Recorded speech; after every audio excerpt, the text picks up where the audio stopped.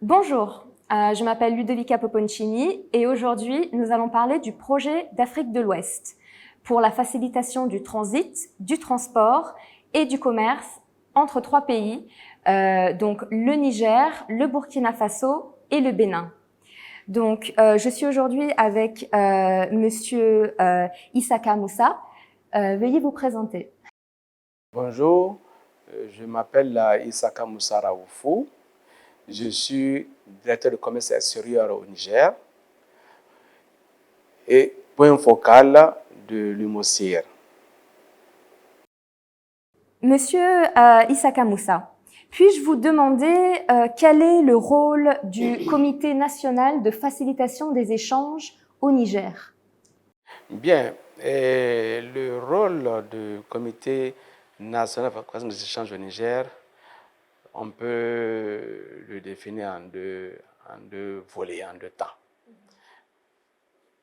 Pour l'instant, ce comité coordonne, évalue. Je n'ai pas de l'évaluation des besoins justement pour pouvoir satisfaire à l'accord sur les échanges et organise toutes les rencontres pour qu'on ait une synergie justement au niveau de cette démarche-là.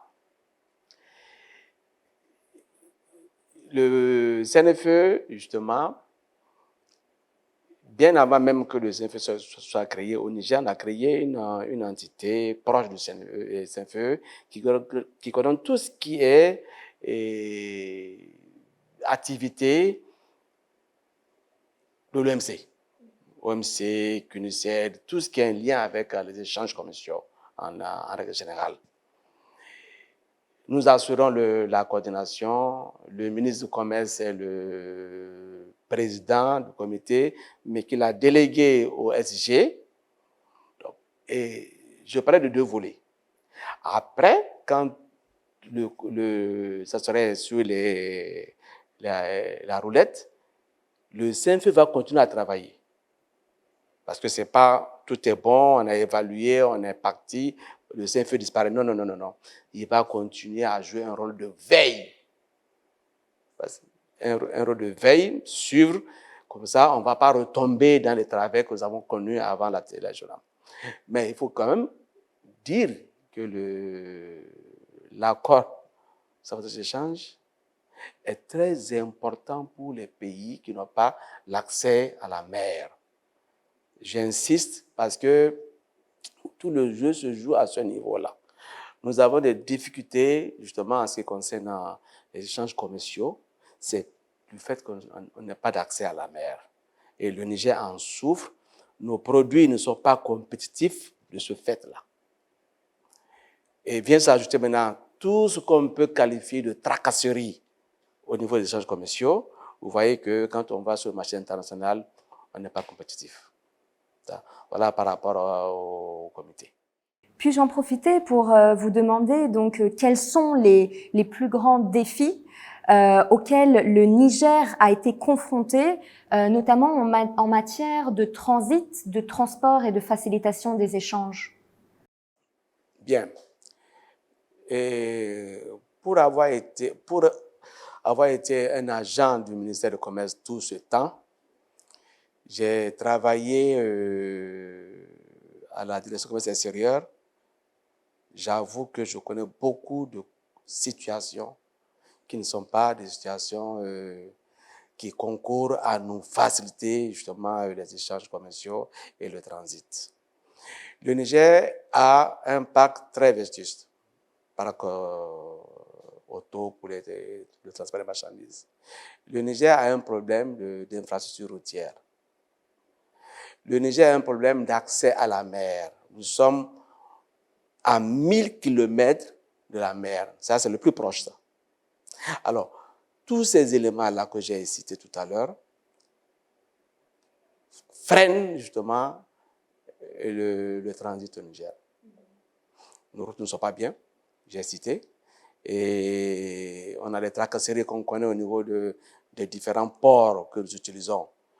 Tantôt, c'est des taxes, tantôt, c'est des pertes de temps sur la voie.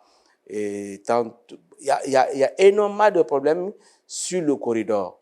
Mais principalement pour le Niger, nous avons un parc auto très vétuste. Et il faut souligner une chose. Le fait que le Niger n'ait pas la voie ferrée constitue un réel goulot d'étranglement. Et ça, il faudrait qu'on y réfléchisse, qu'on trouve des moyens pour que au moins le train arrive à la frontière ou à la première région du Niger. Ça va nous soulager énormément. Et quelles sont donc les principales étapes que vous pourriez partager avec nous pour relever ces défis? Bon, pour l'heure à chaud, on pourra dire que essayer de voir si c'est au niveau bilatéral, régional, international, qu'on ait des accords pour nous permettre que l'accès à ces mers-là, à ces ports-là, soit facilité pour nous. Ça, c'est la première des choses. Et là où nous avons des pots juxtaposés, que ça soit réellement des pots juxtaposés. Que ces postes jouent réellement leur rôle, de sorte que une marchandise, une cargaison ne perd pas de temps parce qu'on arrive à la frontière, il y a des formalités à faire des deux côtés qui fait perdre de temps. Voilà.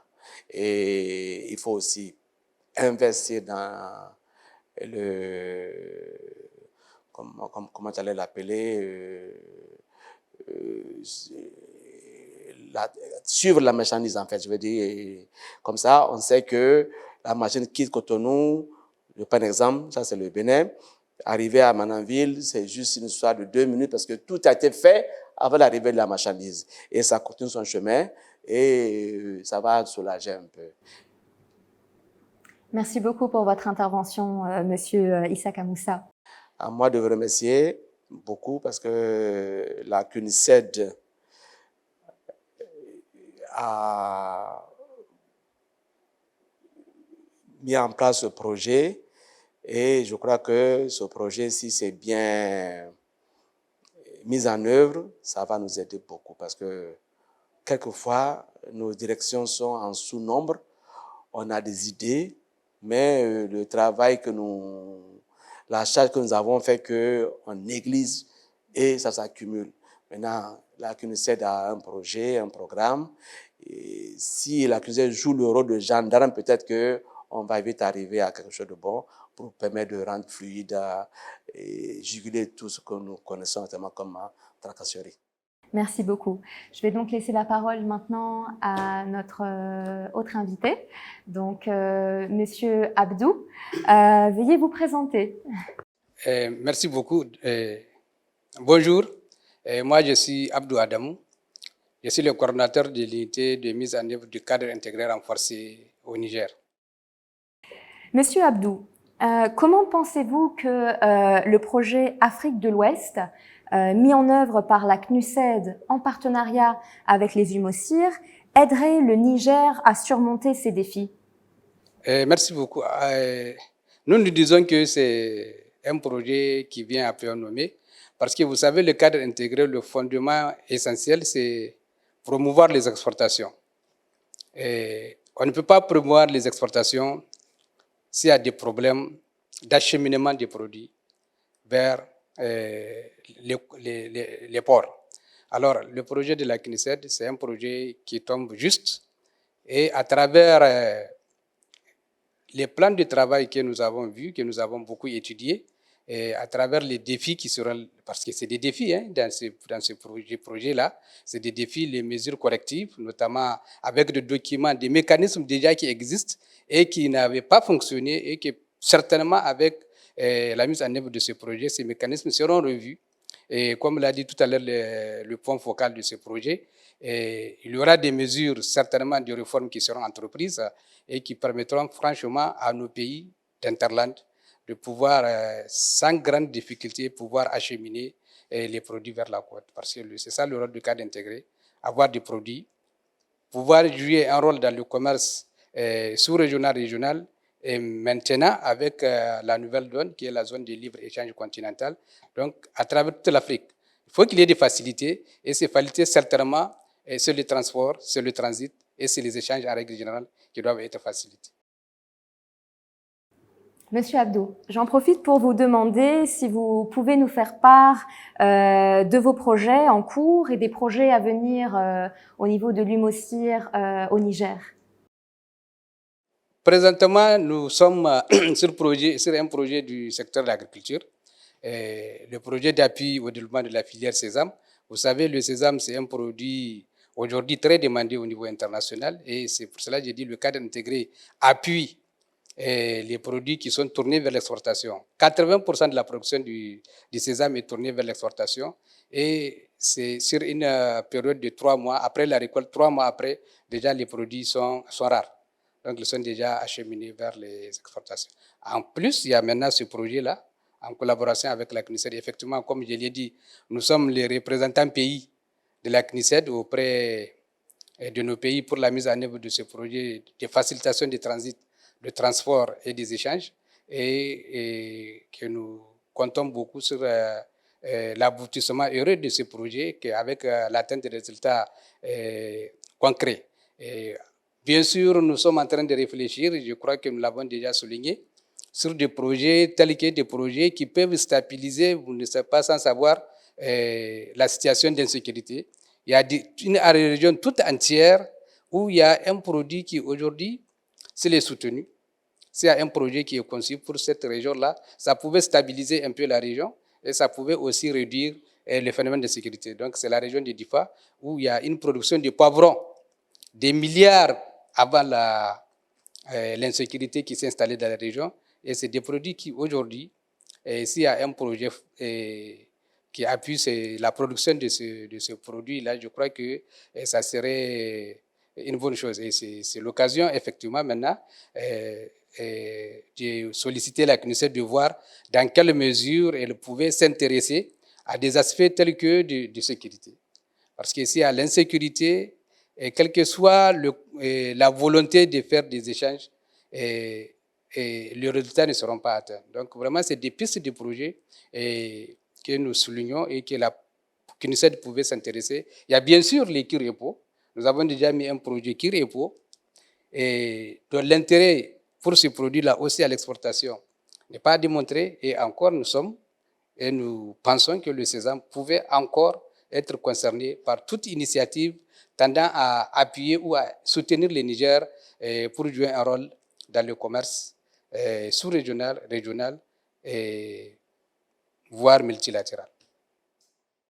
Messieurs, je vous remercie beaucoup pour ce riche échange.